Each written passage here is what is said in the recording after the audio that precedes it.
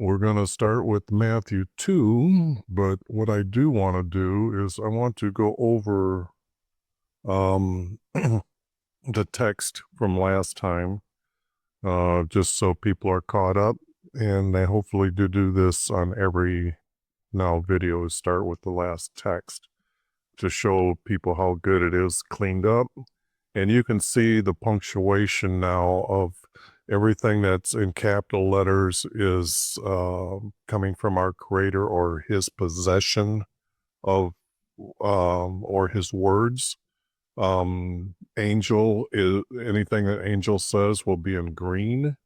And then you can see the red highlighted text are the words for Jesus or meaning Jesus.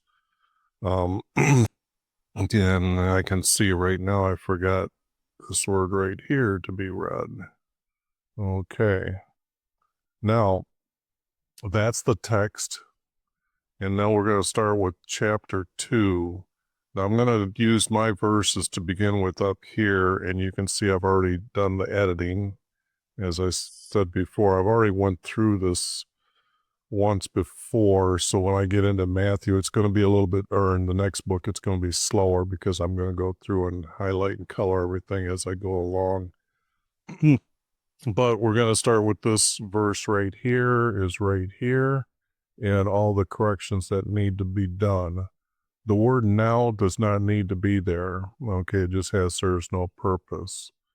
And it wasn't in Bethlehem. It was by Bethlehem. It was in a shepherd's field. So now you have to know that it's in Bethlehem, and they say it's of Judah, okay? This word would have been of right here, of Judah, or Judee, excuse me. And that's the problem, that they didn't call it Judea at that time. What they're doing is they're using this map here to explain the different governors ruling at the time of Jesus was born and his life, and who was ruling over what area. Now, Babylon or Rome has now taken over, and we're going to find that they had set up governors over the areas.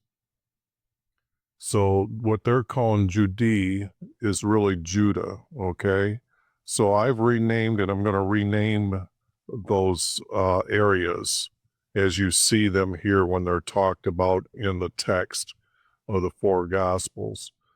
But right now we know that it wasn't Judea that he was here, okay? But we can get rid of the words because we know where Bethlehem is at.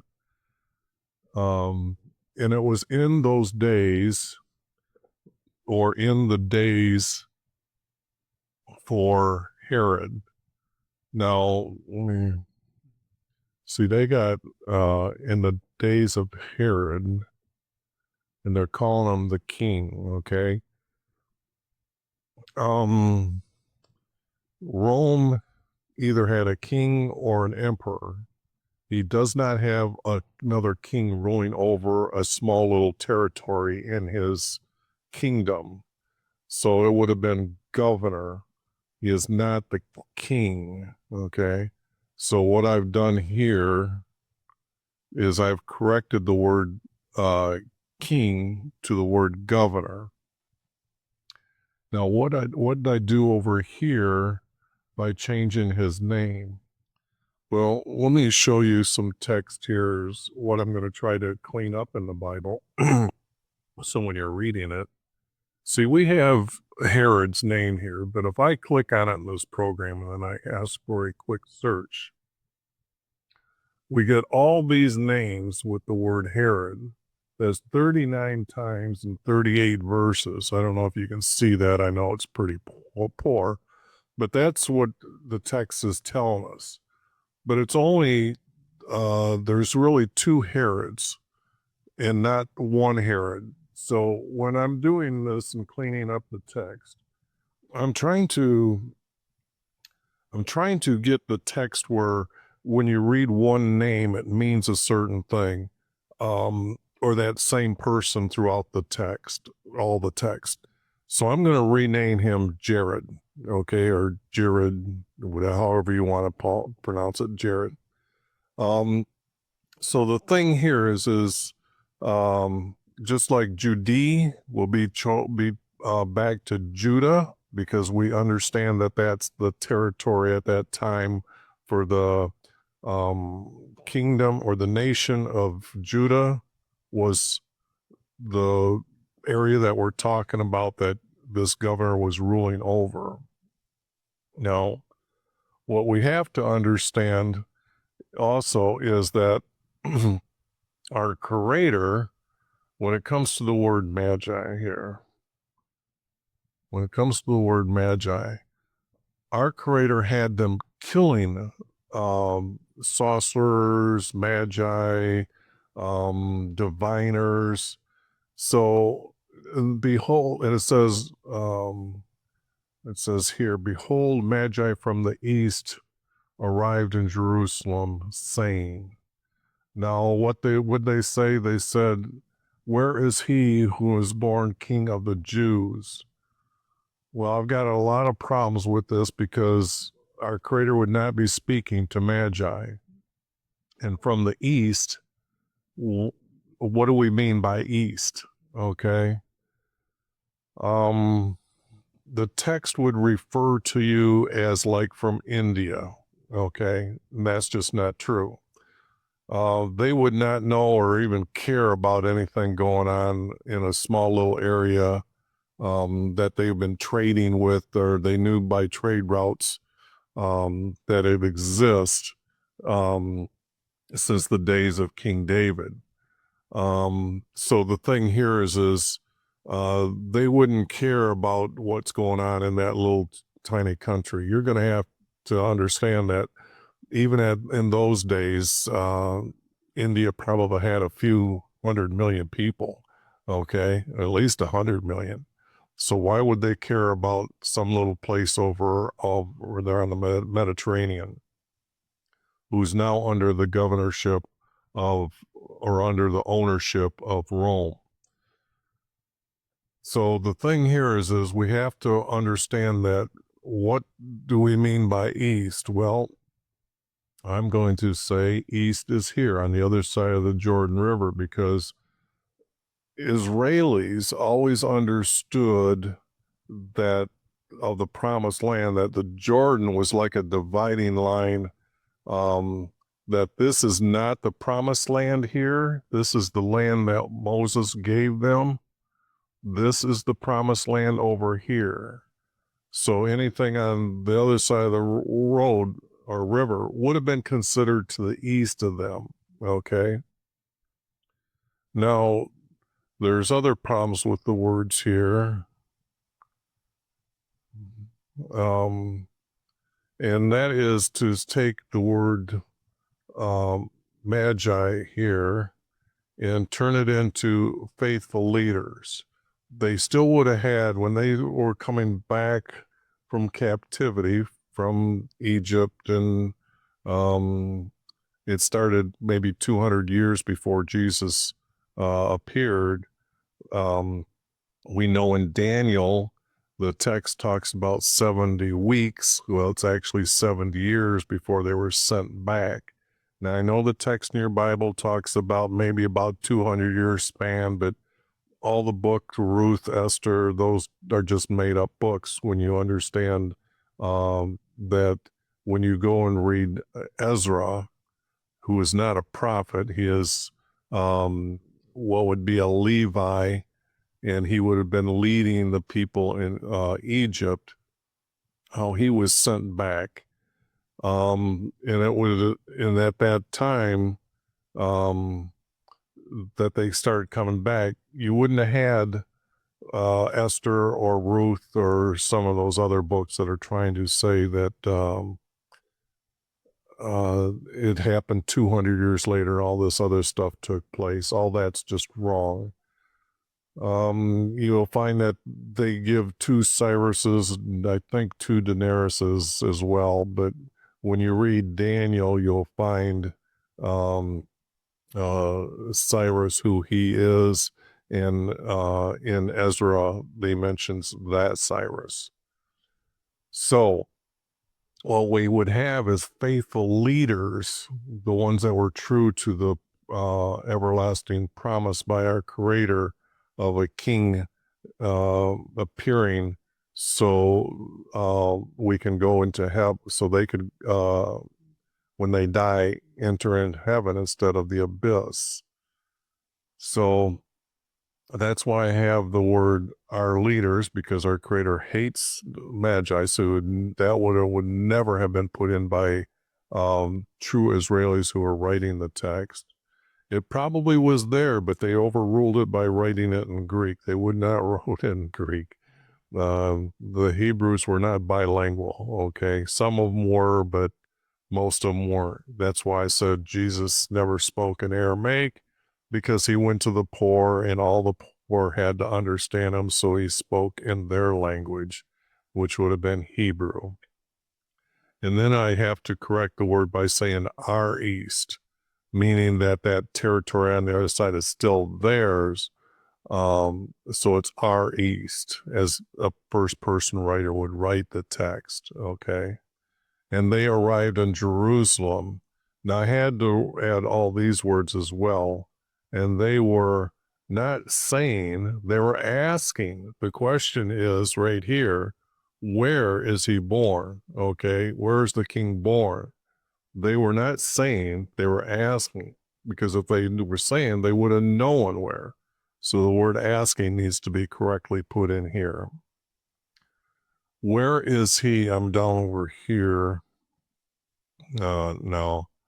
Where is he whom it says has been, it would have said has been born. I put the word is because is born, meaning already happened as well. Okay, so I'm just getting rid of 2 words for 1 word. A lot of times I try to do this to make sure that we have the shortest amount of words to be used truthfully. And when I can replace them, I replace them. Okay. Now it comes to the words King of Jews. Okay. Now this just, let's see, I think it's this word. Yeah, okay. This verse right here, what I'm going to work on here, down here is what I've done. It's not king of, it's king for. Okay. They were waiting for the king, for their king, not of Israel, of Jews. Jews did not believe in Jesus coming. Okay. Let me show you some things that will you should definitely be aware of when it comes down to the knowledge of the word Judah, what Jew is. Now, let me see here. That didn't help.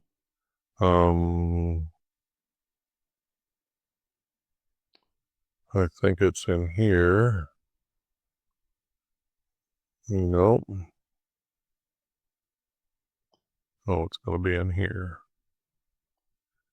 Now, when this text here is from Malachi 2, verse 11. Now, Malachi's timeline is not exactly defined truthfully by the secular world.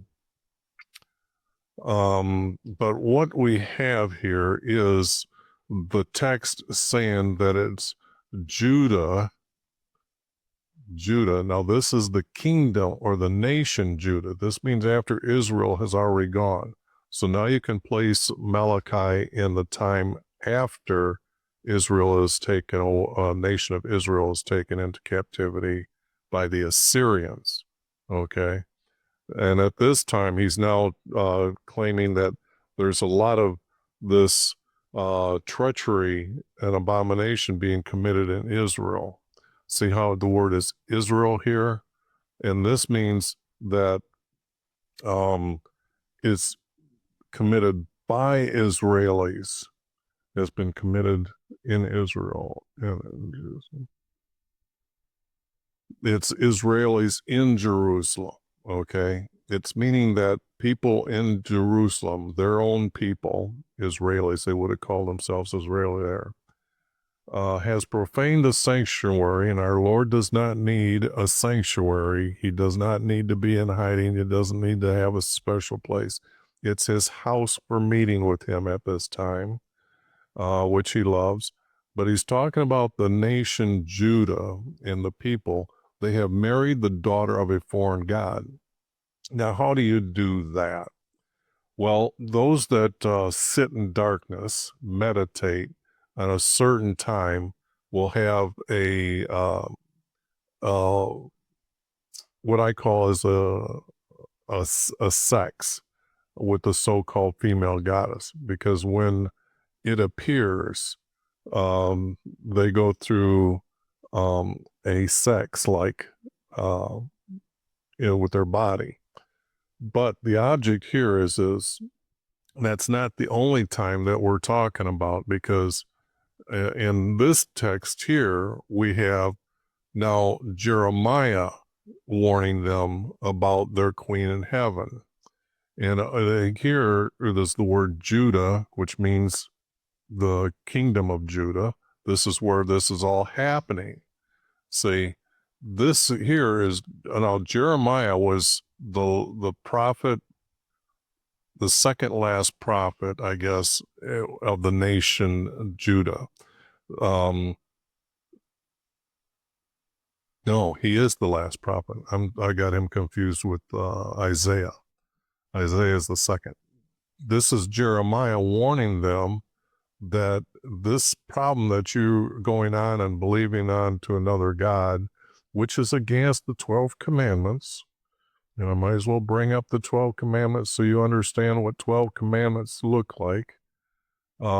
These are the 12 commandments, and you can see 1 and 2 is what the text here in Queen of Heaven is talking about. But the object is this is a sin. You would need a sin offering. So to be unto another God is a sin offering. Okay. Now we got to get back to the text here and say, well, what do we name those type of people? Well, we named them Jews because they don't believe. Okay. Now, when I was talking about them in the kingdom of Judah, now in the nation of Judah, the people there would have been those that had married the daughter of a foreign god, and then there would have been people that didn't know that practice, but they were the ones who were believing in our Creator's everlasting promises. Well, what we have here is from Judah, we have Judeans as people that were in the nation of Judah. And of them, Judeans, Jews were the ones that are defined. I don't care how the secular world has been teaching you, and there's nothing that I believe the secular world has really been truthful. They've been deceiving people for thousands of years. So when you're reading the text now, Israelis are the good guys and Jews are the ones that are onto this female goddess. Okay. Even today, if you read their Talmud, I think it's nothing but praising her. So you can witness to today by going out and just thumbing through it at the store and saying, wow, this is really true, that this is what they're talking about in here. You might not understand, but when you see them praising her all over the place, then you're going to say, okay, those are the ones that don't believe in Jesus as King in heaven. Now, what happens here is when we get to the text, I removed the word Jews because they wouldn't have been king. He wouldn't have been king for them. He would have been the king for Israelis, okay? The true believers, okay?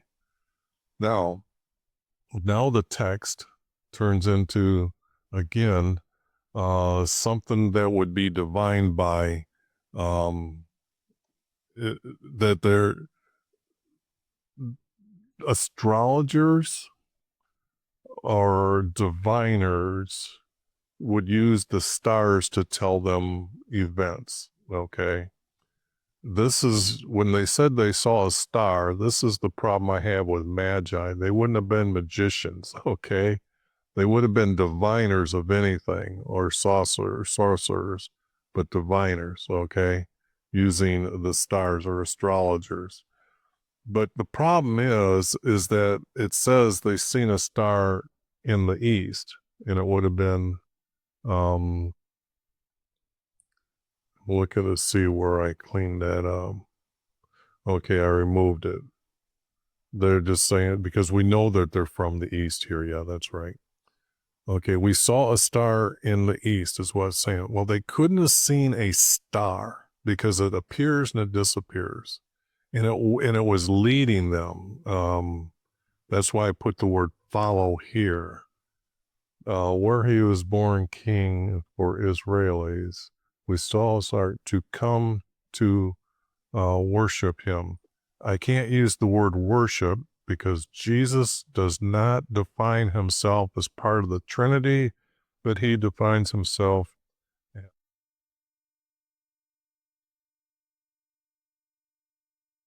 I better turn my mic on so you can hear me.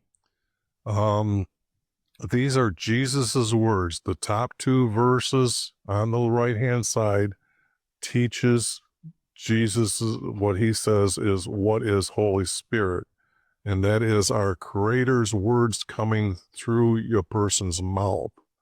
Okay, and the next two verses down in Luke, where Zacharias prophesizes, so he knows it's not Zacharias just talking. And then again, we have Elizabeth prophesying. She's not saying, she's prophesying. And then we have two more verses of Jesus talking about that the Holy Spirit, or his breath, will teach you that very hour what to say. So not only does his breath come right straight out of your mouth and prophesizes for you, he also kind of gives you in your head what to say. Okay?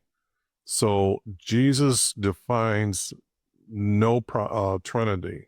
If you think you're with the Trinity, you are denying Jesus's truth here. And I've got a video in the description below that tells you that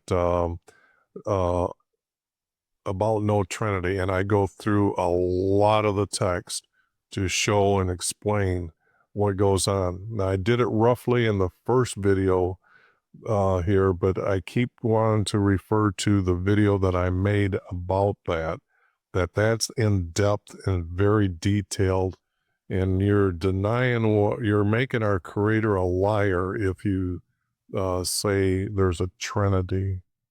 Okay, so watch what you're doing. You're being deceived by others. Well, getting back to the text. Now, I want to say that you can't use the word worship, so I had to add the word bow to him.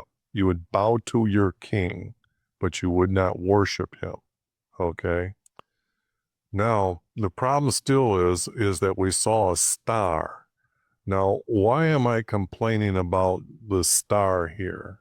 And that's because in this verse here in Mark, when the Pharisees came out and began to argue with Jesus, seeking from him a sign from heaven to test him. Well, the thing here is just above we had the text saying they seen a star. So it can't be a true star, because Jesus says in the next verse here that no sign shall be given, or was given is what I'm saying, because he's already existing. So no star, or no sign shall be, needs to be changed to was given to this generation. So the star here is actually an appearance of a star, but in our heaven. There's three heavens. Um, and there's a video in the description box below that says where heaven is actually located from earth. So if you don't know where heaven is located from earth, there's a video that you should understand and read or watch, because there's only one Bible that actually tells us this answer. And I go through all the 39 Bibles that are out there, each of their verses, and no, they have it hidden. They don't tell the truth. Okay. I think I wanted to explain that what the star is not in the heaven, or in Mount Zion, uh, the stars. Okay. And I had the word to follow would be to just add a meaning to come, to bow to him. So what we have here then is what we get on this verse is, where is he whom is born King of Israelis?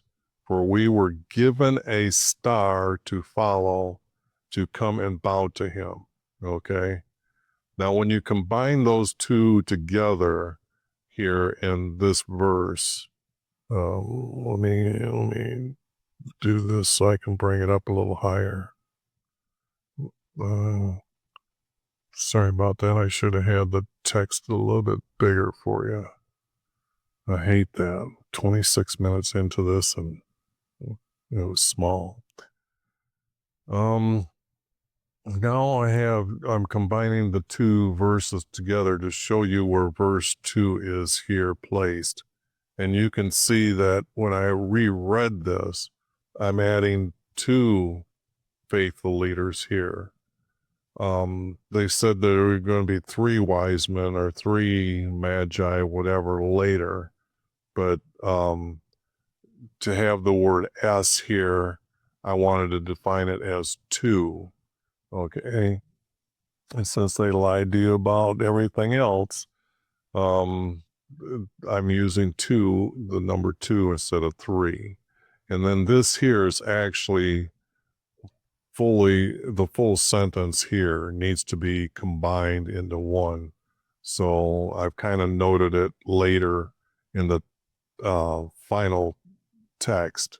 This is how I would show that I put 2 of them together, as to go back over what I'd done, because each of these things are going to be done in steps. Right now I'm just cleaning them up. Then I'll put them in the full verses like this. And then what I'm going to do is group them together in order. And that'll be all 4 gospels, or so-called gospels, put together. Now, the next verse we need to work on is when Herod, we needed to change his name so we got that correctly. We don't need the word king. We know that he's a governor now, so we don't need that word. When he heard it, well, I hate using the word it when we're talking about our king or even our creator, because I've got text in here that shows that Jesus calls himself an it. The writers of the Bible call our creator an it. But, well,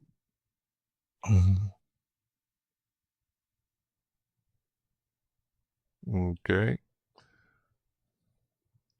Now, so I changed it to the word this here. And then he was troubled. Well, he wasn't really troubled. He was disturbed. He's the governor ruling over this area.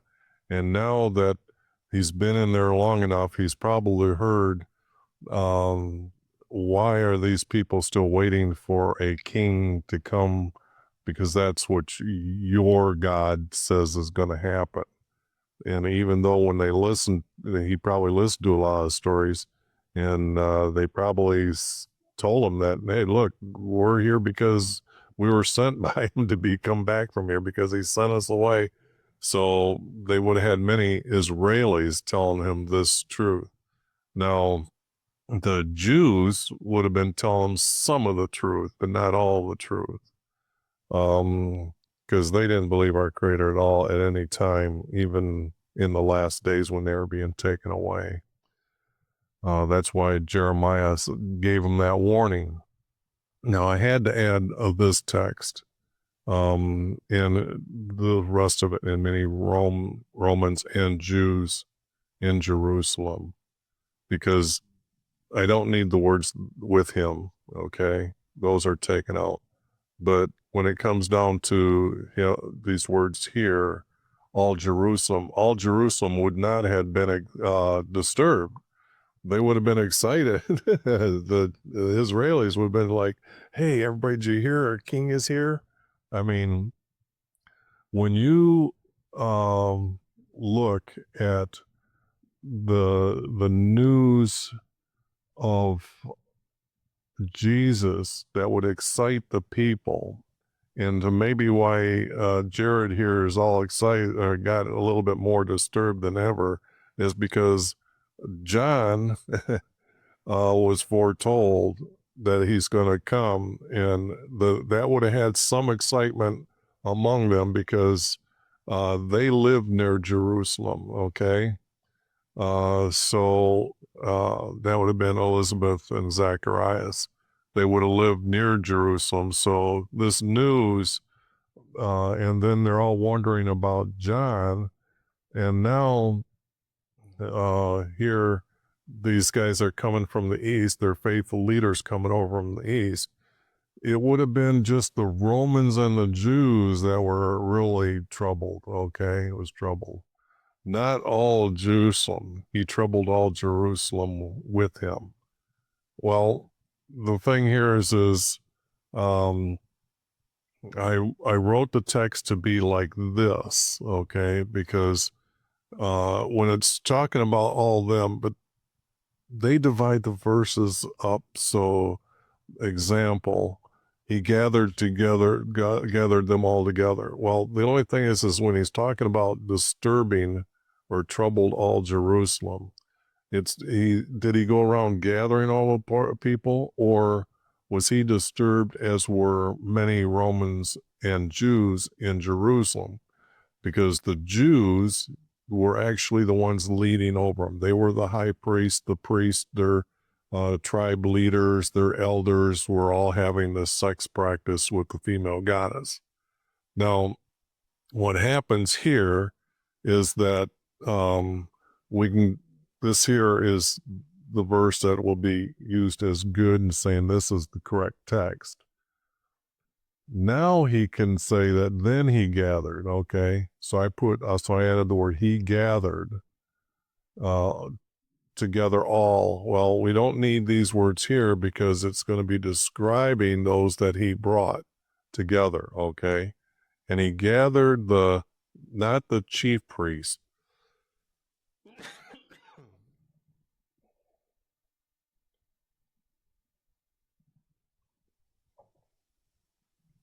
They were known as the tribe's priest because they had a priest for each tribe, and then they had a high priest. But here he's gathering all the chief priests or tribe's priests. So that would mean all 13 of them and the scribes for our people. Okay. It would have been scribes and the people here, but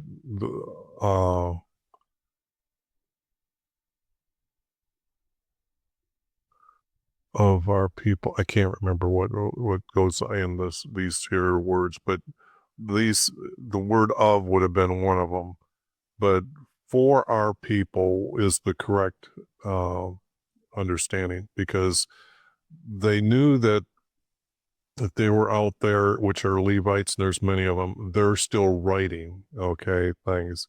And it's the scribes that you turn to understand the laws, other than the priests. The priests were handing out the laws. Now, they had own judges for them, and I'll get into that.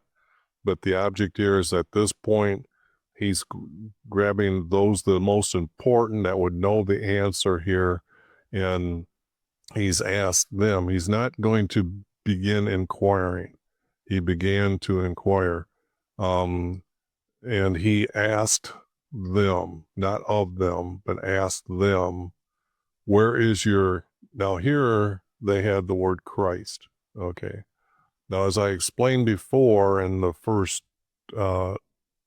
video, the Christ is the title they gave him after he had ascended into heaven. For the Christ actually means that he is the one who came and died on the cross because he obeyed our Creator every command he was giving. Okay. And to do this, he then becomes our king in heaven. So certainly, Herod would not understand any of this. He was worried about the word king. In fact, if we go farther back here, see the word king is here. The word king is here. That's who they're telling him about. So he's asking about the king, not the Christ. Okay. So to correct that text here, need to add the word king to be born. Where is your king to be born? So he understood that the scribes were in text. They knew what would have been said for their history. So he's consulting them. Where is your king to be born? Question mark. Okay. Now they said to him, and they didn't say to him, they told him. He was asking, so the reply is a answer. They could have been they answered him or they told him. I use the word told, and he says, by Bethlehem, okay, of Judea. That's what I was saying. They would have called themselves Judean. They were not at the time when it was written, and this would have been, as you can see, prophesied by Isaiah. They didn't have that word here, and that's in Isaiah 2, 1 through 8. This prophecy of where he is to be born. But it would never have been of Judea, it would have been of Judah. But we don't need the words here. And I didn't need the words, so it has been written. I needed to get rid of all this, so it has been, it just to as, okay? And the word written, no, it's our Creator's words. It was prophesied, okay? You have to get an understanding that when our Creator speaks to prophets, they are either giving a warning or they're prophesying, okay? So it's his prophecy that they're telling them about, and by his prophet, not by a prophet. By, what they have. So they would have had by a prophet. It would have been by his prophet, because the word his is proclaiming that. See how I got it capitalized and in purple here? Like I said, a prophet is pretty much our Creator's mouthpiece from time to time. So it's part of his possession, because it puts the prophet up there a little higher than most people. Okay. And so this is what the text is going to look like.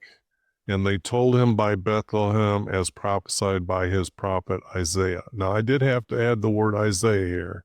So I guess I could have left it like this and made it gray and went from there. But the object here is as I'm correcting and putting in text, I'm going to put this back at some time. I think I've got it noted down here a little bit later here. Okay, now here's the prophecy that they're going through, and notice how they have it all capital letters too. So this is saying in your text, when you see that, it's our Creator speaking. And it would have, and to start out, he wouldn't have said, he would have said, I say to you in Bethlehem, okay? He wouldn't have talked to the city, Bethlehem. And see how he says it in Judah, okay? In the land is what I put it for the Judea, for Judah's, meaning the tribe from Judah. This would be because when you go back and look at the verse, I don't want to look it up right now. I give it to you. You should be able to do at least that much. When it's talking about the people from Judah, the in their tribe's land, and not the nation Judah is kind of what I'm saying, in the land for Judah's. Okay.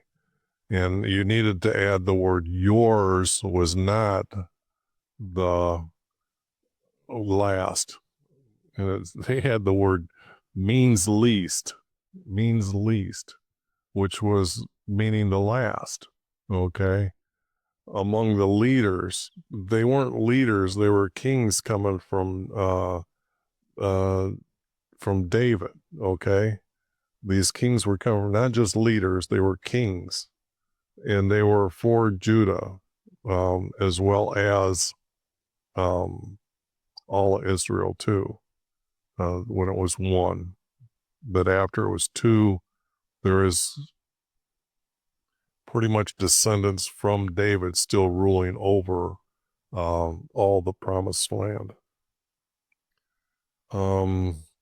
And I needed to add the word yours here again. Will come forth. Well, I don't need the word forth. Will come, we'll say enough of that. Your ruler, not a ruler, king. Okay.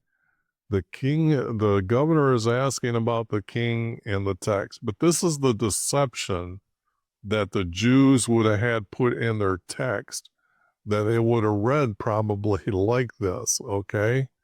But the object is they had corrupted the text. Remember, our Creator sent them into exile because they were doing some really stupid things.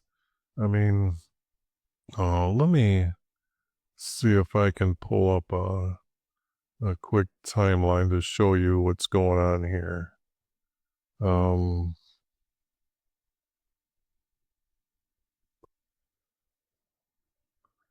Now, this timeline here is according to our Creator's everlasting promises. When you dig through the text, this is how accurate it is. These are when the kings became in their life during each other's time. Okay. Well, it starts out with Jeroboam. He builds an altar to the pagan god. Okay. And it's pretty much the female goddess and their god they called the star, which would have been Ra, who come from Egypt. And that's why, if you're wondering why there's an Egyptian obelisk in the Vatican's courtyard, that's why, because they're still praising Ra, the star god, and his daughter would have been the moon. But anyways, and then after a while they lost it because these people on East Manasseh had gone on to her. And then down here, Jehu came and burnt the bones on the altar that Jehu had created. Then down here, because they went into deception again, they kept going on to this female goddess. They lost all of Israel. The nation Israel was gone.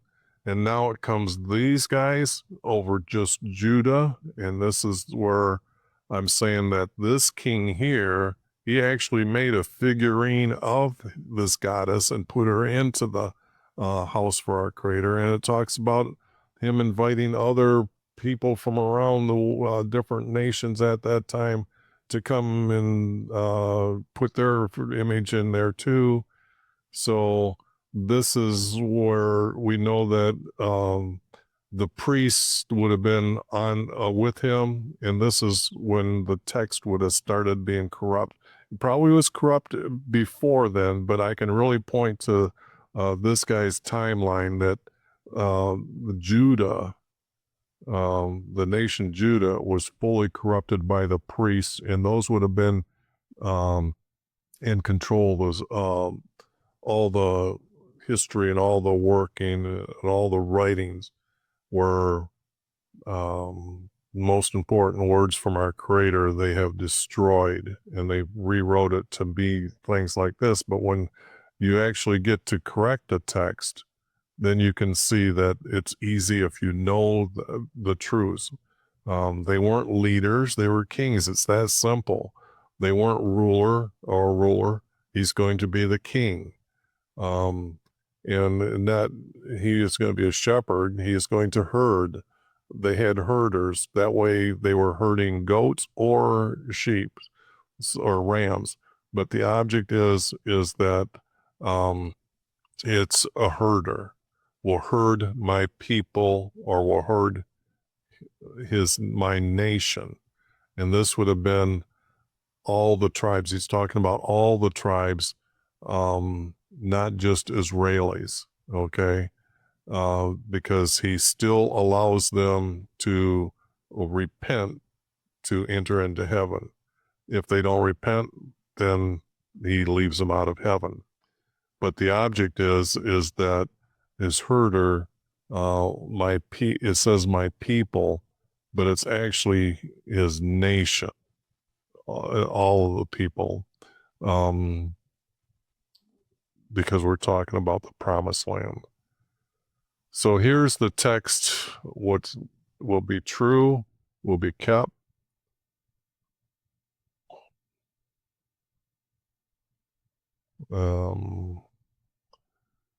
Then Herod, or who was Jared, secretly called, well, he didn't secretly, he sent for them.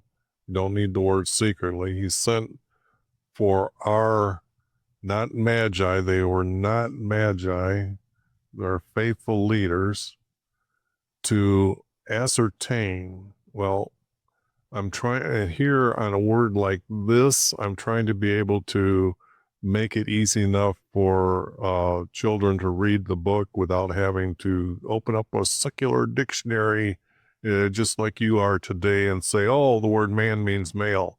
No.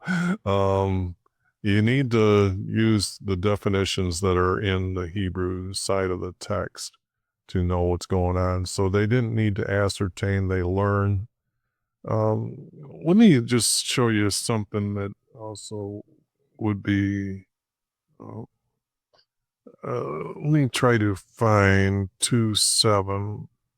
Okay, it's down here. And if I click on the word ascertain over here, okay, see down here, over here is usually the Greek word that they would use.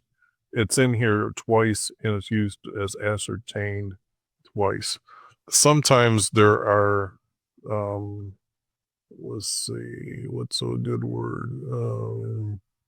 If I put the word, no, okay, here, put the word up here, you can see all the different text here, how many different words they're using.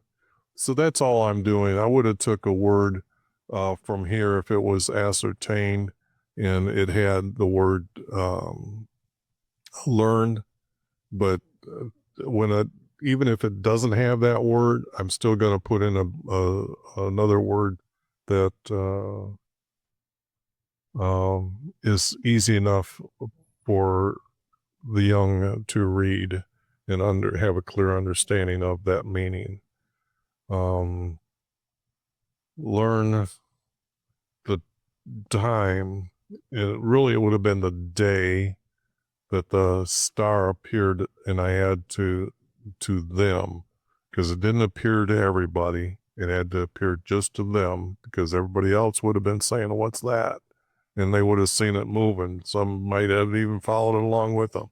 So the star that they're seeing is actually was only for them to see. Okay, because when they got to Jerusalem, that star must have been there where people in Jerusalem would have seen something new in the sky. So from the day, not the time, but the day. And then this is what the verse will look. It will read as, and then he gave them an order. It would have been, and he sent them. Then he sent them to Bethlehem because he knew where this place was to be. So he's sending them there, and not just said, but saying. He said, he was saying, search out for the boy, not the child. A child is not a king. A boy becomes a king, okay? So search out, I needed to add the word out here, for the boy. Now that would have been knowing that he had been born. Like I said, they had specific words. When they're pregnant, it's a baby because they don't know. But a child can be born, boy or girl, so, or male or female. So the word boy is more correct here because it means a male who is to be a king. And I don't need the word have here. When you found him, report when you found him. Report. That should have been changed to find him.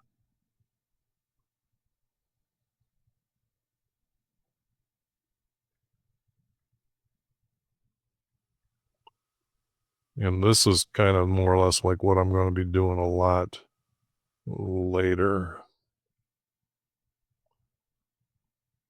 Now I've got to make sure I